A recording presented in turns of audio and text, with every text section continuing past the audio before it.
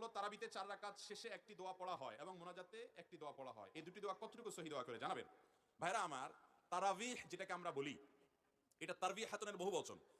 এই শব্দটি মূলত, এই সালাতটিকে মূলত তারাবি বলা হয় এই জন্য যে তারাবিহ এর মানে হলো যেটা আরাম করে করে পড়া হয়। যেটা কি করে করে পড়া হয় ভাই?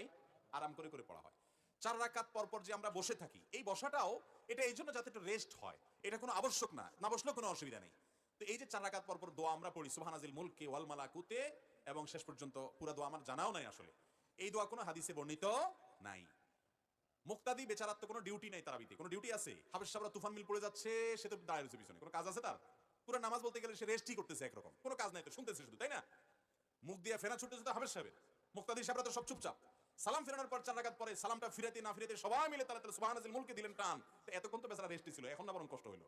ঠিক না ভাই? ঠিক। তাহলে এই বর্ষাটা যে রেস্টের জন্য, রেস্ট হলো কোত্থেকে? আর খোলাসা কথা হলো, 4 রাকাত পরে যে দোয়া পড়ি আমরা, এই দোয়া কোনো হাদিসে বর্ণিত বা এই টাইমে পড়ার জন্য কোনো নির্দেশিত বিষয় নয়।